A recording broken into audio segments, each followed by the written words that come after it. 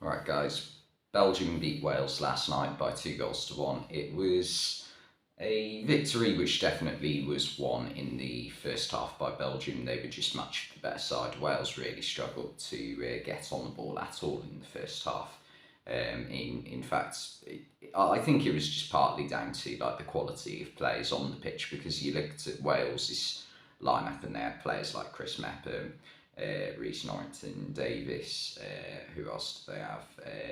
Matt Smith, and quite a few others.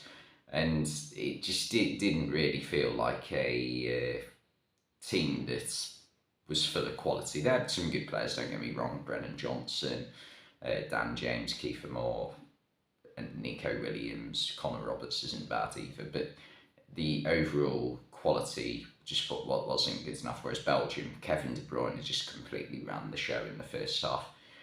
He got the first goal, brilliantly taken, first time shot with the left foot. He almost just like firmly passed it into the bottom corner. Wayne Hennessy really struggled to um, save it. He got a hand on it, but could only push it into the bottom corner. And I was thinking during the game, are there actually any Wales players in this current team who, in the starting 11 last night, sorry, who played in that game against Belgium in Euro 2016? I think it was the quarterfinals where they won 3-1. And the only player I think was Wayne Hennessy. Because they had quite a aging team back then, Wales, when that game happened. They had Ashley Williams, who was probably in his 30s, Gareth Bale and Aaron Ramsey, who aren't the oldest, but they're very injury prone, and quite a few others that just aren't there anymore. I think Joe Allen is still in and around the Wales squad, so I was surprised he wasn't playing last night. He might be injured or something, but yeah, Wayne Hennessy was the only one. But yeah, back to Belgium in the first half. They made it really difficult for Wales. Just couldn't get on the ball at all, and De Bruyne just ran the show, creating chances left, right, and centre, and hitting the post himself for the first time in the first half. So could have had a second goal if it had just been an inch to the right. But he created the second for Michy Batshuayi, really well taken by Batshuayi, but a brilliant cross from De Bruyne. And Hazard came fairly close as well. But in the second half, Wales were a lot better. They just needed a moment from one of their players just to create something and inspire the rest of the team. And that came from Brennan Johnson, just picking up the ball around the halfway line, running at Belgium's defence, and getting past Carrasco and Vertonghen, putting a cross in, and Kiefer Moore was there, and no one was going to be stopping Kiefer Moore, let's face it.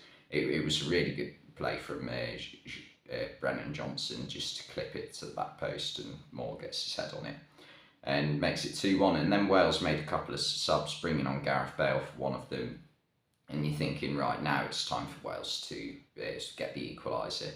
And they didn't really create too many clear-cut chances, even when Bale came on the pitch. Nico Williams had a decent attempt saved by Courtois, but they didn't test Courtois enough, really. I don't think. Not that Courtois needs to be tested. I mean, he's putting goalkeeper performance of the year so far in that Champions League final back in May against Liverpool. But yeah, they still didn't do enough for my money, Wales. I don't think. And yeah, they even gave away a penalty when De Bruyne was fouled towards the end of the game. It was correctly overturned, in my opinion. It wasn't the best challenge ever. It was a bit of what I'd call an Alberto Moreno challenge. I can't even remember who it was by. It might have been Norrington Davis, where he's just gone in with the wrong foot.